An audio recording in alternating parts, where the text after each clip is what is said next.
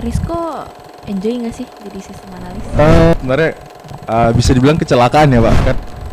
Kalau karirnya Kak Rizko nih sebagai seorang Hmm. sistem analis itu menjanjikan nggak?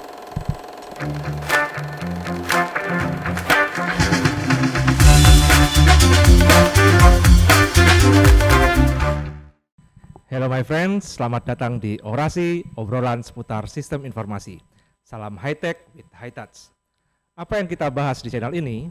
Kita akan membahas apa dan bagaimana untuk sukses berkuliah di prodi sistem informasi dan sukses dalam dunia kerja di bidang sistem informasi. Dan tema kita hari ini adalah sistem analis. Nah, hari ini saya sudah ditemani oleh my bro, Rizko. Sekarang dia sebagai seorang sistem analis di suatu perusahaan ternama. Dan juga saya ditemani oleh yang cantik ini namanya siapa? Cecil. Cecil, mahasiswa Prodi Sistem Informasi Angkatan 2022. Oke, tanpa berlama-lama kita lanjut aja. Coba Rizko ceritakan apa sih sistem analis itu? Sistem analis ya Pak. Sebenarnya sistem analis itu secara definisi kalau teman-teman pengen tahu itu adalah aku jelasin secara pekerjaannya aja ya Pak. Maksudnya biar ini teman-teman yang lain juga tahu. Jadi sebenarnya sistem analis itu adalah orang yang menganalisa suatu sistem atau aplikasi yang akan dibangun.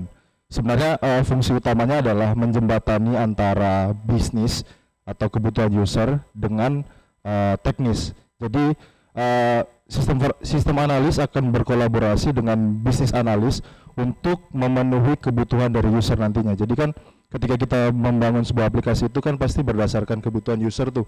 Nah, dari situ nanti kita akan mentranslasikan dari requirement itu kita akan bangun ke sebuah aplikasi atau nanti kita sebutnya itu sebagai requirement untuk pembangunan aplikasi gitu sih. Secara sederhana seperti itu, teman-teman. Oke, berarti sudah cocok sekali ya dengan apa yang divisi misikan oleh Prodi Sistem Informasi ya? Sebenarnya sejauh atau selama aku bekerja di sini itu udah maksudnya sesuai dengan atau sudah align dengan apa yang dibangun dulu di awal sama Bu Sapti. Jadi kan sebenarnya kalau nggak salah nih ya Pak, dulu kan Bu Sapti sempat sampaikan itu bahwa kita nanti tujuan lulusan IT atau prospeknya akan menjadi seorang PM, salah satunya kemudian ada bisnis analis, sistem analis, terus auditor, kayak gitu. Nah, yang sekarang aku kerjakan sebenarnya memang yang udah sesuai dengan apa yang dulu sempat disampaikan gitu sih sebenarnya Pak. Jadi sudah sesuai lah. Jadi kalau yang sebenarnya orang lain bilang kuliahnya lain terus pekerjaan lainnya, kalau di aku malah udah Cocok, ya, sudah pas. sudah ketemu jalurnya gitu. Oke. Sil? Kira-kira mata kuliah apa aja sih Kak yang berkaitan sama sistem analis? Kalau mata kuliah sebenarnya banyak ya. Kalau di SI itu kan kita kemarin pernah belajar manajemen proyek salah satunya. Kemudian juga rekayasa kebutuhan sistem ya kalau nggak salah Pak. Rekayasa kebutuhan sistem, terus di semester akhir itu ada PATSI, ada SIWeb. Itu sebenarnya kebantu banget karena kalau nggak tahu ya kalau sekarang udah diubah apa belum silabusnya.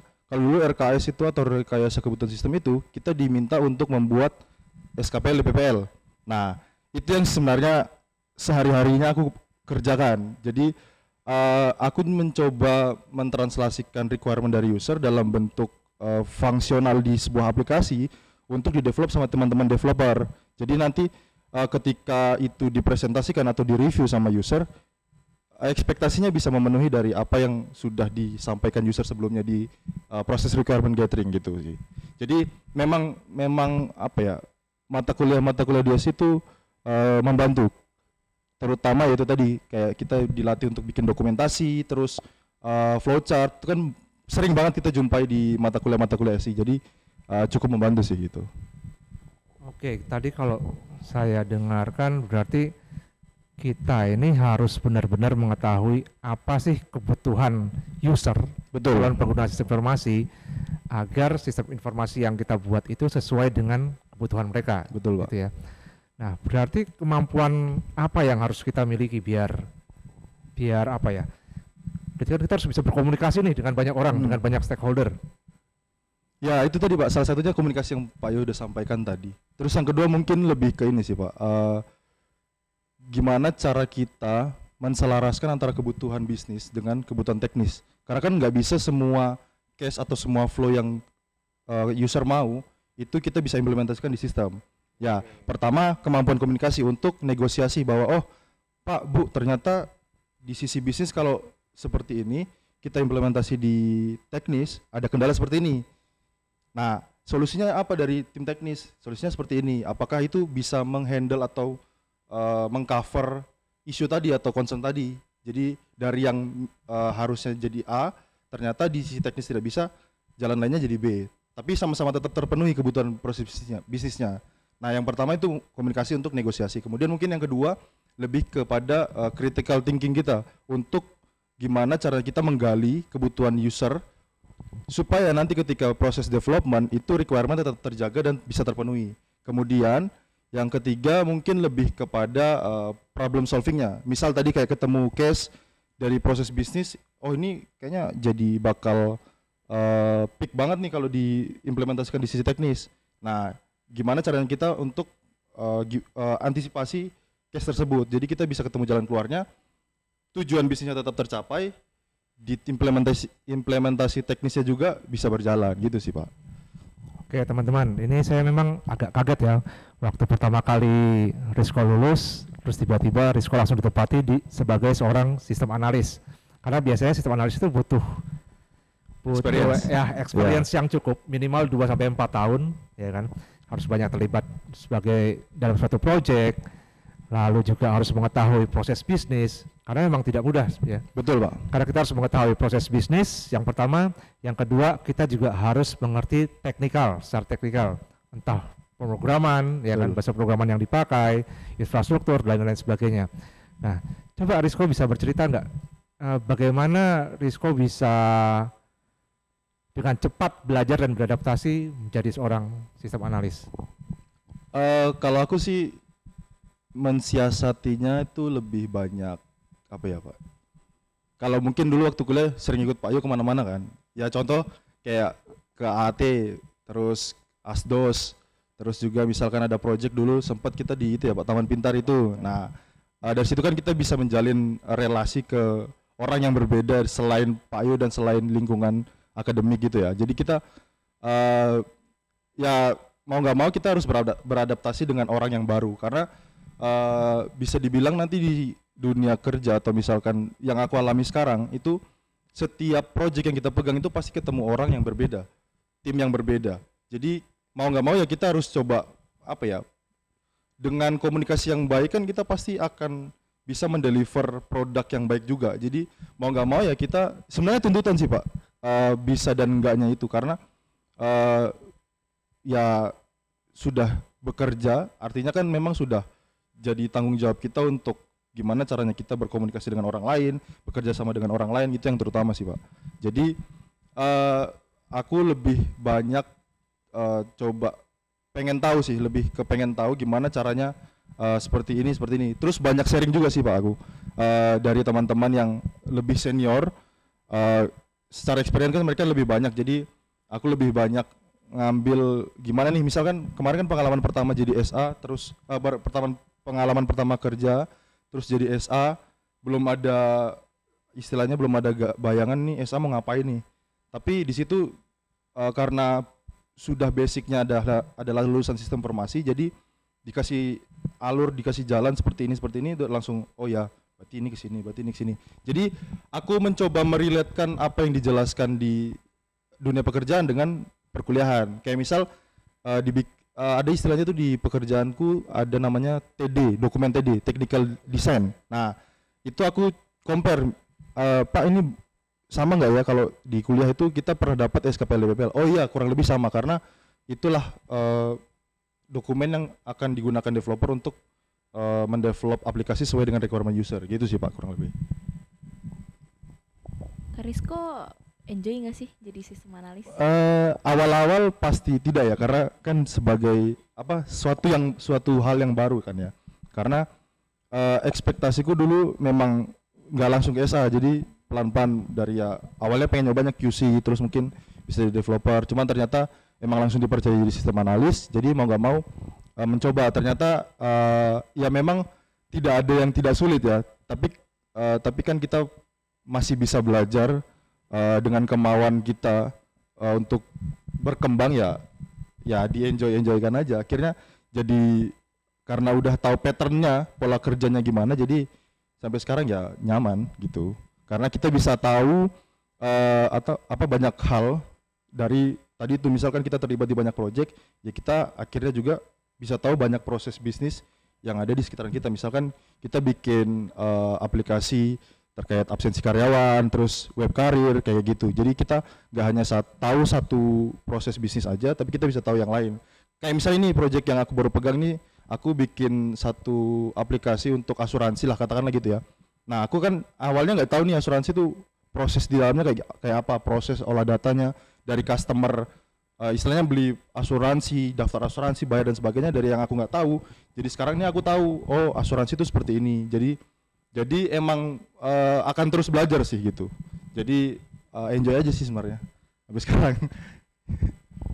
Oke, Riz, bisa nggak cerita awalnya terjun menjadi seorang SA? Dimulai Oke. dari mana? Dulu sih sebenarnya bisa dibilang kecelakaan ya Pak, karena kan dulu emang pengen lari gitu kan, nyari MT, daftar MT sana sini, terus nggak keterima. Akhirnya ada tawaran untuk ikut bootcamp. Ya udahlah, nggak apa-apa bootcamp karena aku pengen juga belajar. Maksudnya aku merasa belum cukup di dunia kuliah itu tentang teknis lebih terutama ya, karena kalau soft skill kan kita udah bisa ikut berbagai macam kegiatan di kampus. Cuman kalau teknis kan sebenarnya sistem informasi lebih ke kulit-kulitnya gitu kan Pak.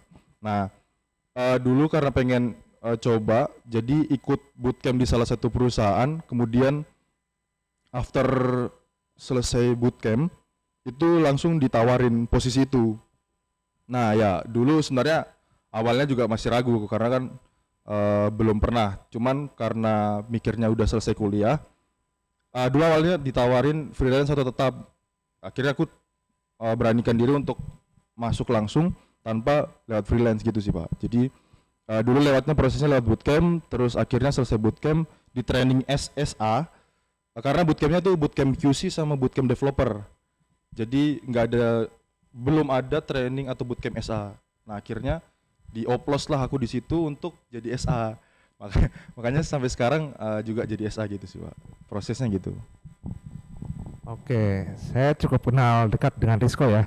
Rizko ini anaknya dulu agak berbeda dengan teman kita sebelumnya, ya kan? Ini anaknya cukup aktif, juga pernah menjadi pengurus HIMSI ya? Iya, Pak, HIMSI. pernah. Nah, HIMSI pertama ini Rizko yang mendirikan. Bukan Pak. Oh, bukan ya? Ya. Ya, yang pasti dia salah satu pengurus pertama HIMSI. Ya. Juga aktif di berbagai kegiatan. Nah, coba Rizko cerita, Riz. Apa sih yang mempengaruhi atau dari kegiatan-kegiatan itu dampaknya apa kepada kamu? Dampaknya sih banyak ya Pak. Terutama setelah di dunia kerja itu kan akhirnya kita akan kembali ke teman yang sama yang kita kenal di kuliah, walaupun beda jurusan. Dan akhirnya juga kita akan selalu berkolaborasi dengan orang lain itu. Kayak sekarang kita di tempat kerjaku ketemu lagi teman-teman di informatika yang dulu pernah ikut panitia bareng, organisasi bareng. Jadi lebih memudahkan kita untuk beradaptasi ketika ketemu orang baru. Jadi kita nggak kagok lagi nih harus ngapain, harus bagaimana gitu. Karena memang apa ya, proses kita berkomunikasi dengan orang itu ya yang akan dilihat orang gitu. Karena kan first impressionnya kita kan ngobrol nih, nggak hanya sebatas chat.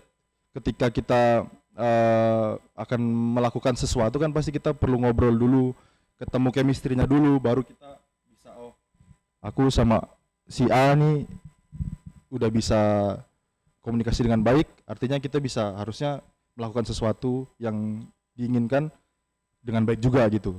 Jadi banyak banget manfaatnya karena selain itu kita juga bisa nambah relasi yang berikutnya. Jadi aku masuk di perusahaanku sekarang pun karena relasi gitu kan Pak.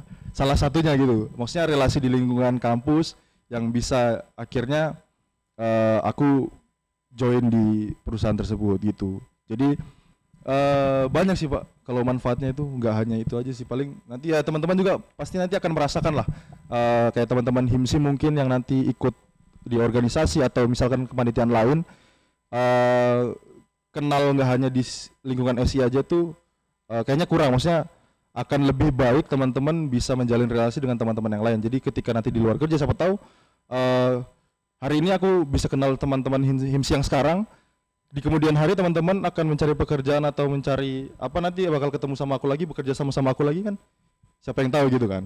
Nah itu salah satu yang paling penting nanti teman-teman coba lakukan atau berdinamika di kuliah gitu sih Pak.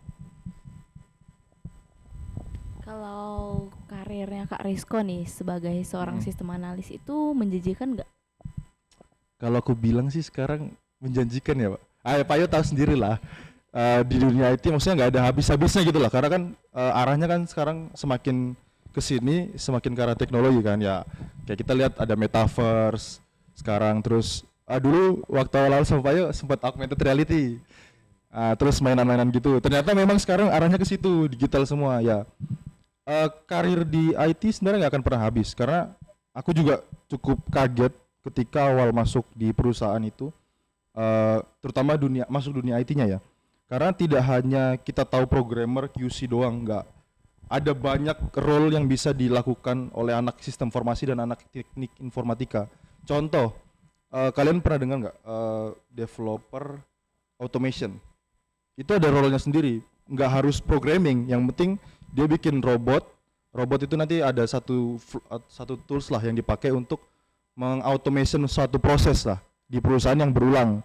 Jadi nanti dia akan develop itu. Nah, salah satu di tempat kita yang sudah jadi developer data automation itu tadi, itu ada si Vincent Emmanuel Pak, angkatan 18. Salah satunya join di bareng tempatku juga. Terus ada lagi mungkin backend tuh banyak. Backend kan nggak hanya misal kalau yang kita tahu di kuliah Laravel. Di luar lagi tuh masih ada Spring Boot lah, masih ada React lah dan sebagainya gitu sih Pak. Jadi banyak tools-tools baru lah yang aku kenal setelah masuk ke dunia kerja gitu. Jadi ya sangat menjanjikan lah teman-teman, bisa explore ke banyak jalan lah, gak hanya satu jalan. Misalkan kalau kita ya contohnya, misalkan jurusan A, itu dia hanya bisa ya pekerjaan A. Tapi kalau IT, terutama sistem informasi dan informatika dan teknik komputer yang lainnya, itu bisa banyak sub pekerjaannya gitu sih. Oke, berarti ini mungkin pesan buat teman-teman, jangan takut ya. Jangan takut kekurangan pekerjaan, karena di bidang kita itu pekerjaan masih sangat luas. Kalau tidak bisa programming, masih banyak bidang-bidang lain yang bisa kita eksplor lagi ya. Betul, banyak banget Pak. Oke, berarti juga penguasaan tools itu juga penting ya, Riz? Penguasaan sih kalau tergantung levelnya Pak. Kalau misalkan levelnya developer ya mau nggak mau dia harus expertise di satu tools lah. Misalkan teman-teman nanti di kuliah yang nggak ada di mata kuliah ya, tapi explore sendiri, misalkan katakan Spring Boot gitu. Spring Boot kan arahnya lebih ke back end kan sebenarnya. Nah itu nanti dia bisa menguasai itu, ya dia bisa jadi developer back end dengan kemampuan dia Spring Boot itu. Atau misalkan kayak aku sebagai SA atau BA ya cukup tahu berbagai, maksudnya kulitnya lah ya, sesuai dengan SI itu tadi kan, kita nggak memperdalam tapi kita memperluas lah istilahnya. Banyak hal yang kita tahu tapi hanya di permukaannya aja. Cuman akan lebih baik dan lebih betternya atau poin plusnya kita bisa menguasai salah satunya gitu Pak. Ya hitung-hitung membantu nanti kalau misalkan developer ada bug atau issue, kita bisa bantu, oh ini secara dokumentasi gini, solve-nya gimana kira-kira gitu sih Pak.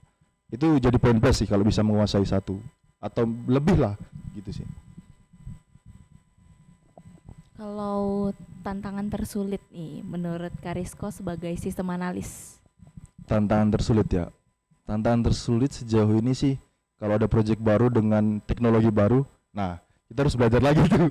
Belajar tools itu dan biasanya lama belajarnya karena kita mungkin dari Slack yang pertama, teknologi yang pertama dengan yang kedua kan berbeda jauh. Katakanlah kita belajar Laravel, bahasanya PHP. Terus kita ke Spring Boot dengan fundamentalnya adalah Java.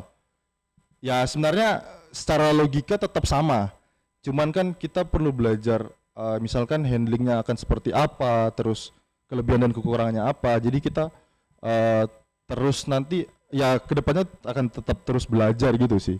Nggak bisa nyantai-nyantai aja dengan yang apa yang udah kita dapat sekarang. Ya santai-santai kayaknya nggak mungkin deh. Setelah aku masuk dunia kerja tuh kayaknya dengan kondisi yang sekarang terus kita akan kedepannya seperti itu terus kayaknya nggak akan mungkin, karena kita akan selalu belajar gitu sih, karena pasti ada teknologi baru, terus juga kita akan beradaptasi dengan lingkungan yang baru juga gitu pasti gitu. Oke, itu ya teman-teman catatan dari Rizko. Kalau kita mau terjun di dunia IT, ya kan, kita harus siap belajar terus-menerus. Kenapa? Karena teknologi terus berkembang dan juga banyak bidang-bidang lain yang mungkin kita harus kuasai proses bisnisnya ya Rizko ya. Betul Pak. Nah, karena kita harus ingat sistem informasi itu harus menyesuaikan dengan proses bisnis yang sudah berjalan, sehingga kita harus pintar beradaptasi ya.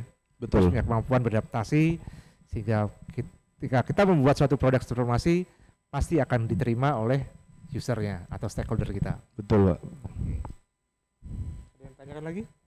Tidak sih. Oke, teman-teman, mungkin sekian obrolan santai kita dengan Rizko dan Cecil. Terima kasih atas perhatian kalian. Semoga orasi kali ini bermanfaat untuk kalian semua ya. Jangan lupa di like, share, comment, and subscribe. Akhir kata, salam high tech with high touch.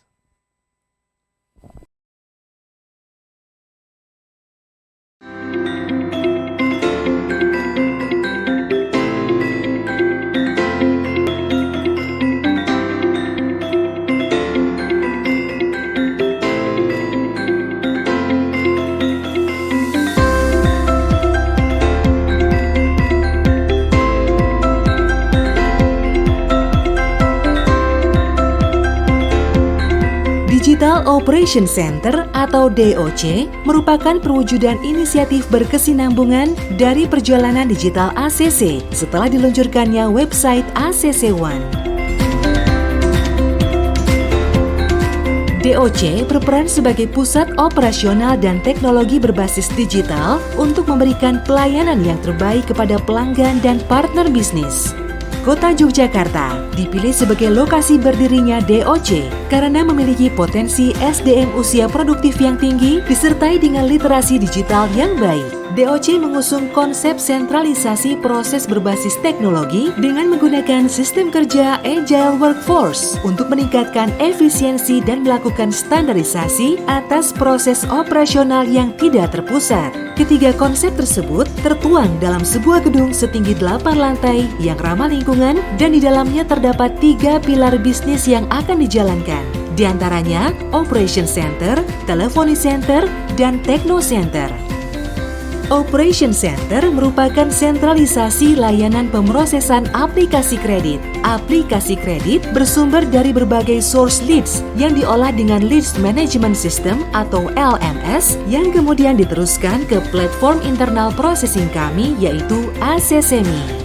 Pada awal pengajuan, pelanggan akan disuguhkan dengan proses yang mudah hanya dengan memberikan IKTP. Aplikasi kredit pelanggan dapat diproses dengan fitur OCR dan verifikasi dokumen yang telah ditingkatkan keakuratannya dari 3 menjadi 13 jenis verifikasi sehingga proses menjadi lebih praktis. Proses survei lapangan dibuat lebih adaptif dengan menambahkan fitur telepon dan video sehingga lebih mempermudah pelanggan. Tidak berhenti sampai di situ.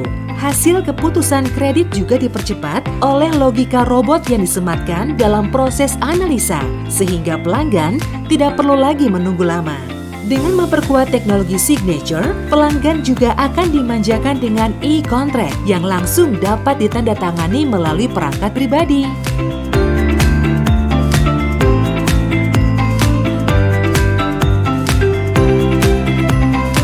Telephony Center merupakan sentralisasi seluruh layanan proses teleponi yang ditujukan kepada pelanggan seperti layanan penawaran produk, verifikasi aset, dan layanan payment reminder.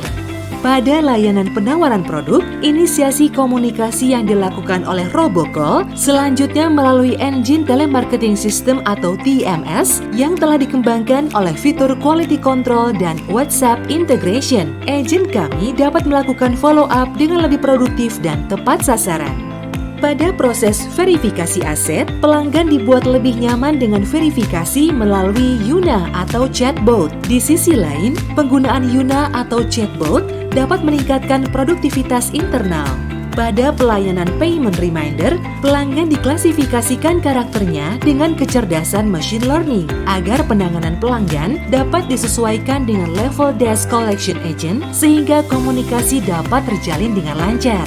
Operation Center dan Telephony Center didukung juga dengan performance dashboard yang dapat digunakan untuk melakukan monitoring dan evaluasi kinerja secara real time, sehingga irregularity proses dapat dideteksi sejak awal. Terima kasih kepada penerapan teknologi dan digitalisasi, sehingga proses operasional pelayanan kredit kepada seluruh pelanggan di Indonesia dapat dilayani secara terpusat, terstandarisasi, serta menyenangkan. Techno Center merupakan pusat pengembangan digitalisasi dan juga komersialisasi kompetensi finansial berbasis digital. Didukung dengan berbagai kompetensi yang dimiliki, Techno Center menghadirkan berbagai layanan seperti Techno Custom Development dan Automation, dan kedepannya akan menghadirkan layanan Techno Product Solution dan Techno Infrastructure Solution.